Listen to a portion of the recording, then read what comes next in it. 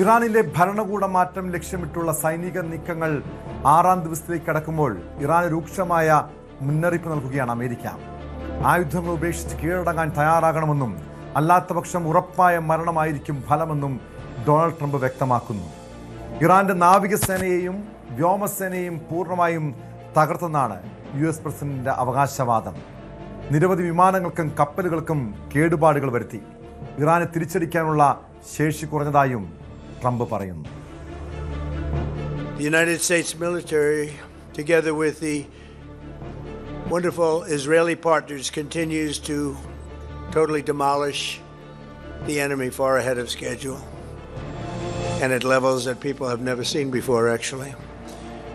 We're destroying more of Iran's missiles and drone capability every single hour, knocking them out like nobody thought was possible. Their navy is gone. 24 ships in 3 days. That's a lot of ships. Their anti-aircraft weapons are gone. So they have no air force. They have no air defense. All of their airplanes are gone. Their communications are gone. Missiles are gone. Launches are gone. About 60% and 64% respectively. Other than that, they're doing quite well. I said, what's left? But they're tough and they want to fight. And they're calling, they're saying, how do we make a deal? I said, you're being a little bit late. And we want to fight now more than they do. And I'm once again calling on all members of the Iranian Revolutionary Guard, the military and the police to lay down their arms. They're only going to be killed. And now is the time to stand up for the Iranian people and help take back your country. You're going to have a chance after all these years to take back your country. Accept immunity. We'll give you immunity. And we'll be giving you really the right side of history, because that's what it is. So you'll be perfectly safe with total immunity, or you'll face absolutely guaranteed death. And I don't want to see that.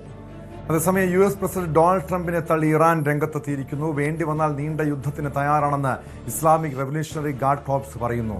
ഇതുവരെയും പുറത്തെടുക്കാത്ത അത്യാധുനിക ആയുധങ്ങൾ കൈവശമുണ്ടെന്നാണ് ഇറാന്റെ അവകാശവാദം. അതേസമയം കരയുദ്ധം നടത്താനുള്ള ഇറാന്റെ വെല്ലുവിളി Trump സ്വീകരിച്ചില്ല. ഇറാൻ പൂർണ്ണമായും തകർന്നിരിക്കുന്ന ഈ ഘട്ടത്തിൽ കരയുദ്ധം നടത്തുന്നതുകൊണ്ട് പ്രയോജനമില്ലെന്നാണ് ട്രംപിന്റെ പ്രതികരണം. ഇതിനിടെ USഉം ഇസ്രായേലും ഇറാനിലേക്ക് നടത്തുന്ന ആക്രമണം അടുത്ത ഘട്ടത്തിലേക്ക് കടന്നതായി ഇസ്രായേൽ മിലിറ്ററി ചീഫ് അറിയിച്ചു. വിവരങ്ങളുമായി ന്യൂസ് ഡെസ്കിൽ നിന്ന് അജയ് സുധാബിച്ചു ചേരുന്നു. അജയ്, അമേരിക്കയും ഇറാനും വീണ്ടും വെല്ലുവിളി മുഴക്കുന്നു, മുന്നറിയിപ്പുകൾ നൽകുന്നു, വേണ്ടി വന്നാൽ നീണ്ട യുദ്ധത്തിന് തയ്യാറാണെന്ന് പറയുന്നു. സമാധാന ചർച്ചകൾക്കുള്ള എല്ലാ സാധ്യതകളും അടയുകയാണോ? നിലവിൽ രണ്ടു കൂട്ടരും പരസ്പരം വെല്ലുവിളിച്ചുകൊണ്ട് ഇരിക്കുന്ന സാഹചര്യത്തിൽ സമാധാന ചർച്ചകൾ അത് ദൂരെയാണ് എന്ന് വേണം കരുതാൻ. പ്രത്യേകിച്ച് ഇറാൻ ചർച്ചകൾക്ക് തയ്യാറല്ലെന്ന് ഒന്നുകൂടി ഊന്നി പറയുന്നുമുണ്ട്. പല ആവർത്തി അവർ അത് പറഞ്ഞു കഴിഞ്ഞതുമാണ്. ട്രംപിൻ്റെ അവകാശവാദം അനുസരിച്ച് ഇറാൻ്റെ എല്ലാവിധ നേവി സംവിധാനങ്ങളും അതുപോലെ തന്നെ എയർ ഡിഫൻസ് സംവിധാനങ്ങളും നശിച്ചതായിട്ടാണ് അദ്ദേഹം പറയുന്നത്. അതുകൊണ്ട് തന്നെ ഇറാന് ഇനി അധികകാലം ഇങ്ങനെ തുടരാനാകില്ല, അവർക്ക് എത്രയും വേഗം കീഴടങ്ങേണ്ടി വരും എന്ന് ട്രംപ് പറയുന്നു. പക്ഷേ നിലവിൽ ഇസ്രായേലിലേക്കും അതുപോലെ തന്നെ പല അറേബ്യൻ രാജ്യങ്ങളിലേക്കും നടക്കുന്ന ആക്രമണങ്ങൾ അതല്ല സൂചിപ്പിക്കുന്നത് എന്നതാണ് യാഥാർത്ഥ്യം. ഇറാന്റെ പക്കൽ ഇനിയും ആയുധങ്ങൾ ഉണ്ട്, പക്ഷേ അതിൻ്റെ തോത് എത്രമാത്രം വലുതാണ് എന്ന് നമുക്ക് പ്രവചിക്കാൻ കഴിയില്ല. ഇതിനിടെ IRGCയുടെ ഭാഗത്തു നിന്ന്, ഇറാന്റെ ഔദ്യോഗിക സേനാ വിഭാഗമായിട്ടുള്ള IRGCയുടെ ഭാഗത്തു നിന്ന് ഒരു പ്രതികരണം വരുന്നുണ്ട്. അതായത് ട്രംപിന്റെ വാദങ്ങളെ തള്ളുന്നതാണ് ഇവരുടെ പ്രതികരണം. ഇവർ പറയുന്നത് തങ്ങളുടെ കയ്യിൽ ഇനിയും ഉപയോഗിക്കാത്ത അത്യാധുനിക സംവിധാനങ്ങളുള്ള ആയുധങ്ങളുണ്ട്, അവ ഞങ്ങൾ ഇനിയെടുത്ത് പ്രയോഗിക്കും, അത് ഉടൻ തന്നെ നിങ്ങൾ കാത്തിരുന്നുകൊള്ളൂ, ശത്രുക്കൾക്ക് ഒരിക്കലും താങ്ങാനാകാത്ത അടിയാകും ഇത് കാരണം നൽകുക എന്നും IRGC വ്യക്തമാക്കുകയുണ്ടായി. ഇതിനിടെ പല ഇറാനിയൻ നേതാക്കളും, ഇപ്പോൾ നമ്മൾ പരിശോധിക്കുകയാണെങ്കിൽ ഇറാൻ്റെ നാഷണൽ സെക്യൂരിറ്റി കൗൺസിൽ നേതാവായിട്ടുള്ള അലി ലാരിജാനി, അതുപോലെ തന്നെ അവരുടെ വിദേശകാര്യമന്ത്രി അബ്ബാസ് അരക്ചി, ഇവർ എല്ലാവരും തുടർച്ചയായിട്ട് ട്രംപിനെ വെല്ലുവിളിച്ചുകൊണ്ടിരിക്കുകയായിരുന്നു. അതായത് അമേരിക്ക എത്രയും വേഗം ഒരു കരയുദ്ധത്തിന് തയ്യാറാകണം, കരയുദ്ധത്തിൽ അവർക്ക് നിർണായകമായിട്ടുള്ള തിരിച്ചടികൾ നൽകുമെന്നും ഇവർ പറയുകയുണ്ടായിരുന്നു. ഈ അലി ലാരിജാനി പറയുന്നത് അമേരിക്ക ഒരു കരയുദ്ധം നടത്താൻ വേണ്ടി ഞങ്ങൾ കാത്തിരിക്കുന്നു എന്നാണ് അദ്ദേഹം പറഞ്ഞത്. എന്നാൽ ട്രംപ് NBC ന്യൂസിന് നൽകിയിട്ടുള്ള ഒരു അഭിമുഖത്തിൽ പറഞ്ഞത് ഇത്തരത്തിൽ ഇറാനിലേക്ക് കരയുദ്ധം നടത്തുന്നത് കൊണ്ട് കാര്യമില്ല, അവർ അല്ലെങ്കിൽ തന്നെ പൂർണ്ണമായിട്ടും തകർന്നിരിക്കുകയാണ്. ഇത്തരത്തിലൊരു കരയുദ്ധം നടത്തുന്നത് അത് വെറുതെ സമയം വേസ്റ്റ് ചെയ്യുന്ന നടപടിയാണ് എന്നതാണ് പറയുന്നത്. എന്തായാലും ട്രംപിന് ഇത്തരത്തിൽ അധിക നാൾ തുടരാനാകില്ല എന്നതാണ് നിലവിലെ ചില കണക്കുകൾ സൂചിപ്പിക്കുന്നത്. അതായത് ഈ യുദ്ധം തുടങ്ങി ആദ്യത്തെ 100 മണിക്കൂർ, അതായത് ഏതാണ്ട് 4 ദിവസം കൊണ്ട് US മൊത്തം ചെലവായത് $34,000 കോടി രൂപയാണ്. അതായത് ഏതാണ്ട് $3 ബില്യൺ വരും. Center for Strategic and International സ്റ്റഡീസിൻ്റെ കണക്ക് പ്രകാരമാണ് ഇത് വ്യക്തമാക്കുന്നത്. ഇന്ത്യൻ രൂപയിൽ 34,000 കോടിയാണ് അമേരിക്കയ്ക്ക് യുദ്ധം തുടങ്ങി ആദ്യത്തെ 4 ദിവസത്തിനകം തന്നെ ചെലവായ തുക എന്ന് പറയുന്നത്.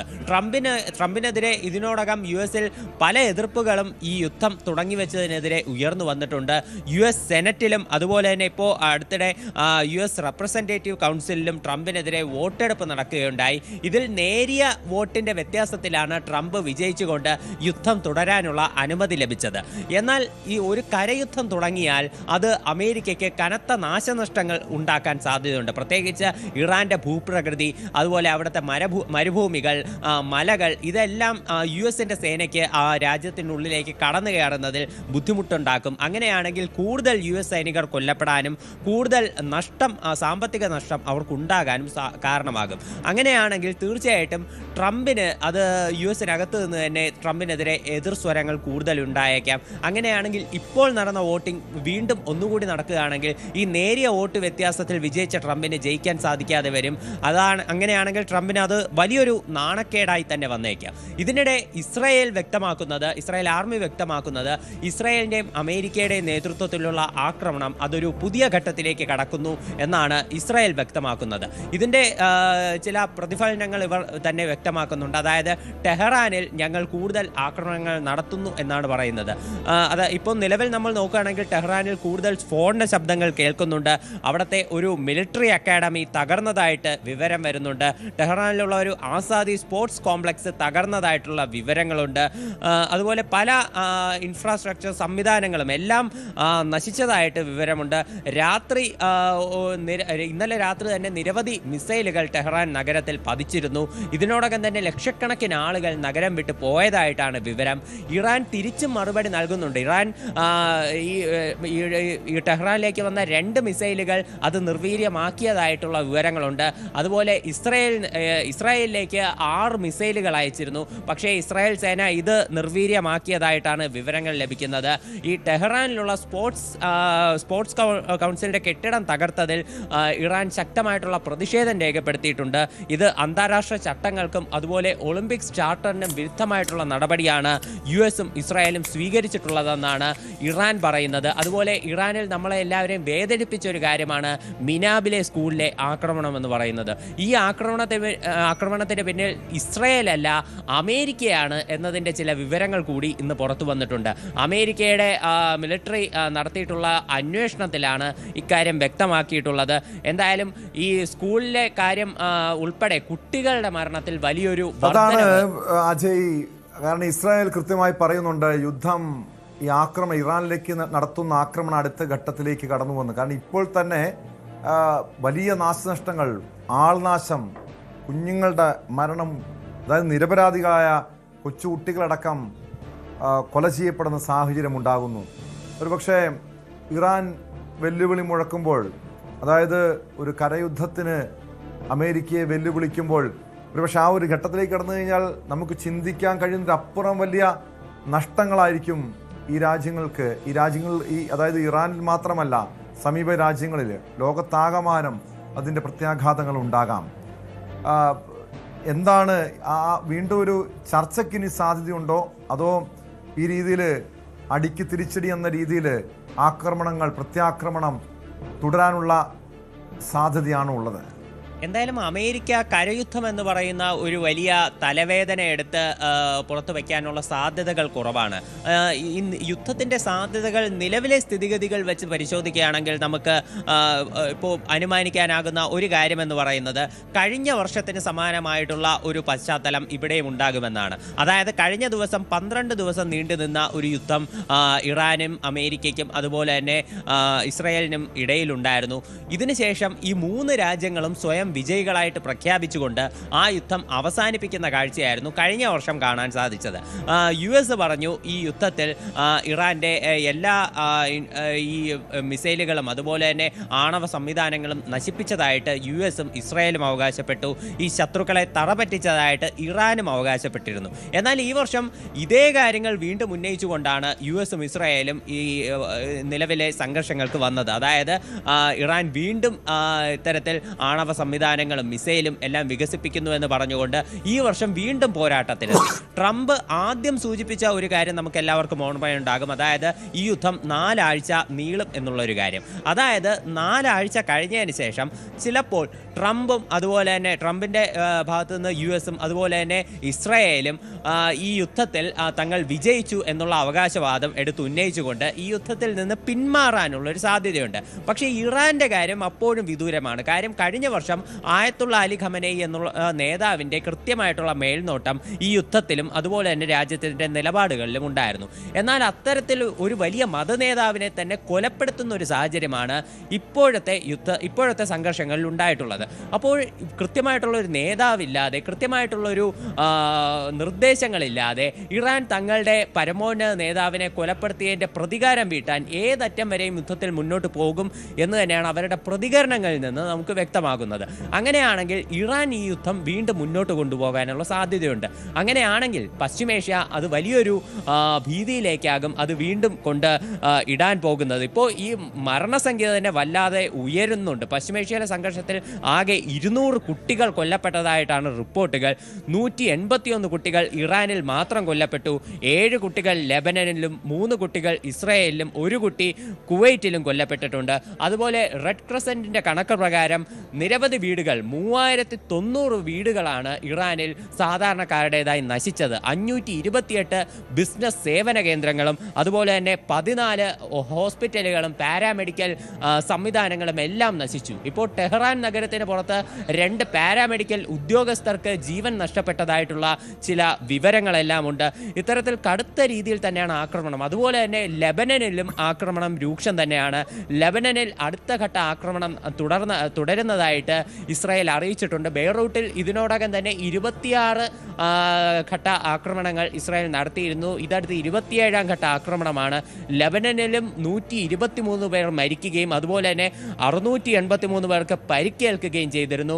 ഹിസ്ബുള്ളയുടെ ഭാഗത്ത് നിന്ന് തിരിച്ചും ഇസ്രായേലിന് ഭീഷണിയുണ്ട്. അതായത് ഹിസ്ബുള്ള പറയുന്നത് ഇസ്രായേലിൻ്റെ വടക്കൻ പ്രദേശത്ത് 5 കിലോമീറ്റർ ചുറ്റളവിൽ അതിർത്തിയിൽ നിന്ന് 5 കിലോമീറ്റർ ചുറ്റളവിലുള്ള എല്ലാ ഇസ്രായേലി പൗരന്മാരും ഉടൻ ഒഴിയണം, ഇല്ലെങ്കിൽ ഇസ്രായേലിനെതിരെ തക്കതായിട്ടുള്ള ആക്രമണം ഉണ്ടാകും എന്നതാണ് ഹിസ്ബുള്ള ഗ്രൂപ്പ് വ്യക്തമാക്കുന്നത്. ഹീബ്രു ഭാഷയിലാണ് ഇവർ ഇത്തരത്തിലൊരു അനൗൺസ്മെൻറ്റ് നൽകിയിട്ടുള്ളത്. അപ്പോൾ ഹിസ്ബുള്ളയുടെ ഭാഗത്തു നിന്നും ഭീഷണി ശക്തമാണ്. ഇറാഖിൽ നിന്നുള്ള ചില സായുധ ഗ്രൂപ്പുകൾ ഇറാന് പിന്തുണയുമായിട്ട് അമേരിക്കൻ സൈനിക ബേസുകളെ ആക്രമിക്കും എന്നുള്ള ഒരു ഭീഷണി നൽകിയിട്ടുണ്ട്. ഇതിനിടെ മറ്റ് പശ്ചിമേഷ്യൻ രാജ്യങ്ങളിലെ സാഹചര്യം ഗുരുതരം തന്നെയാണ്.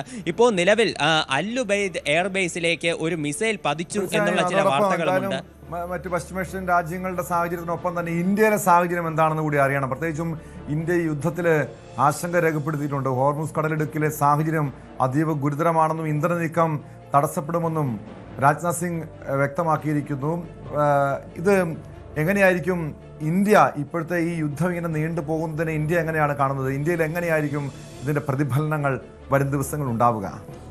രാജ്നാഥ് സിംഗ് ഇപ്പോൾ നിലവിൽ ഈ ഒരു പശ്ചിമേഷ്യയിലെ സംഘർഷങ്ങളിൽ ആശങ്ക പ്രകടിപ്പിച്ചുകൊണ്ട് രംഗത്തെത്തിയിട്ടുണ്ട്. അദ്ദേഹം പറഞ്ഞത് ഈ ഹോർമുസ് കടലിടുക്കിൽ ഉണ്ടായിട്ടുള്ള സംഘർഷം അത് അന്താരാഷ്ട്ര തലത്തിൽ തന്നെയുള്ള എണ്ണയുടെ കയറ്റുമതി അതുപോലെ തന്നെ ഈ മറ്റ് ഗ്യാസുകളുടെ മറ്റ് LPG ഗ്യാസുകളുടെ ഇറക്കുമതി എല്ലാത്തിനെയും വളരെ മോശമായിട്ട് ബാധിച്ചേക്കാം എന്നാണ് രാജ്നാഥ് സിംഗ് വ്യക്തമാക്കിയത്. അതുപോലെ തന്നെ പശ്ചിമേഷ്യയിലുള്ള രാജ്യങ്ങൾ പരസ്പരം തുടരുന്ന ഒരു സംഘർഷം അത് തീർച്ചയായിട്ടും ഭീതിയുണ്ടാക്കുന്ന ഒരു കാര്യമാണ്. ഈയൊരു സംഘർഷം അതൊരു ന്യൂ നോർമലായിട്ട്, ഇത് തീർത്തും അബ്നോർമലായിട്ടുള്ള ഈ സാഹചര്യം ഒരു ന്യൂ നോർമൽ പോലെ പലരും വ്യാഖ്യാനിക്കുന്നു. അതിനൊരു ന്യൂ നോർമൽ സാഹചര്യം ഉണ്ടായി വരുന്നു. ഇത് തീർച്ചയായിട്ടും ഒരു അസ്വസ്ഥപ്പെടുത്തുന്ന സാഹചര്യമാണ് എന്നും രാജ്നാഥ് സിംഗ് പറഞ്ഞിട്ടുണ്ട്. അന്താരാഷ്ട്ര നിലയിൽ തന്നെ എക്കണോമിയിലും അതുപോലെ തന്നെ ട്രേഡിലും വളരെ വലിയ സ്വാധീനങ്ങൾ ഇത് കാരണം ഉണ്ടാകുമെന്നും രാജ്നാഥ് സിംഗ് സൂചന നൽകി. അതിൻ്റെ ചില പ്രതിഫലനങ്ങൾ ഇന്ത്യയിൽ തന്നെ കാണാം. ഇന്ത്യയിൽ കടുത്ത രീതിയിൽ പലയിടത്തും ഈ എൽ പി ജി വാതകങ്ങളുടെ ദൗർലഭ്യം നേരിടുന്നതായിട്ടാണ് വിവരം ലഭിച്ചിട്ടുള്ളത്.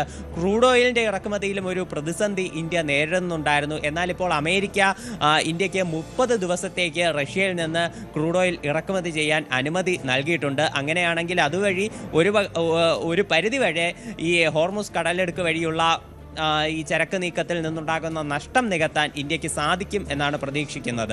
ഇത് തീർച്ചയായിട്ടും ഇപ്പോൾ ഇത് ഇന്ത്യയുടെ ഭാഗത്തു നിന്നുണ്ടാകുന്ന ഒരു വളരെ വലിയ പ്രതിസന്ധിയാണ്. അതുമാത്രമല്ല പ്രവാസികളെ സംബന്ധിച്ചുള്ള പ്രതിസന്ധികളും അത് തീർച്ചയായിട്ടും ഉണ്ട്. ദുബായിൽ വീണ്ടും മിസൈൽ അലേർട്ട് ഉണ്ടായിട്ടുണ്ട് എന്നുള്ള വാർത്തയുണ്ട്. ഇവിടെ ഉൾപ്പെടെ ലക്ഷക്കണക്കിന് ഇന്ത്യക്കാരുള്ളതാണ്. അത് ഉൾപ്പെടെ നമ്മുടെ രാജ്യത്തെ സംബന്ധിച്ച് വളരെ ആശങ്കപ്പെടുത്തുന്ന കാര്യമാണ്. ഇപ്പോൾ ഭാഗികമായി മിഡിൽ ഈസ്റ്റ് രാജ്യങ്ങളിൽ നിന്ന് വിമാന സർവീസുകൾ ഉൾപ്പെടെ ആരംഭിച്ചിട്ടുണ്ട്. ഇത് ഒരു നേരത്തെ ആശ്വാസം നൽകുന്നു. എന്തായാലും കാര്യങ്ങൾ അത് ഗുരുതരമായിട്ട് മുന്നോട്ട് പോവുകയാണെങ്കിൽ, അതായത് ഇറാന്റെ പ്രത്യാക്രമണം അത് ഇത്ര കടുത്ത രീതിയിൽ ഇപ്പോൾ ഇടയ്ക്ക് ഒരു 2 ദിവസം ഒരു ചെറിയ ഇടവേളയുണ്ടായിരുന്നു. ഇപ്പോൾ വീണ്ടും പശ്ചിമേഷ്യയിലെ US കേന്ദ്രങ്ങൾക്കെതിരെ അവർ ആക്രമണം ശക്തമാക്കിയിട്ടുണ്ട്. അപ്പോൾ ഈ രീതിയിൽ അവർ ആക്രമണം തുടർന്നാൽ അത് തീർച്ചയായിട്ടും നമ്മളെ സംബന്ധിച്ച് ഒരു ആശങ്കയുണ്ടാക്കുന്ന കാര്യം തന്നെയാണ് കേട്ടോ.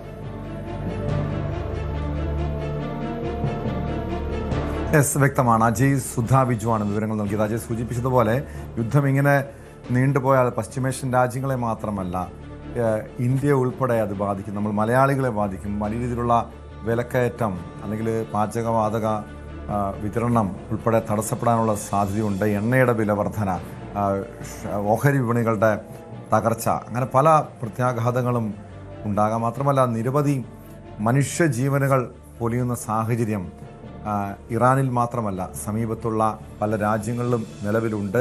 കരയുദ്ധത്തിന് ഇറാൻ വെല്ലുവിളിക്കുന്നുണ്ട്. അമേരിക്ക അത് സ്വീകരിച്ചിട്ടില്ല. പക്ഷേ യുദ്ധം നീണ്ടുപോയാൽ ഉണ്ടാകാവുന്ന പ്രതിസന്ധി അതിതീവ്രമായിരിക്കും.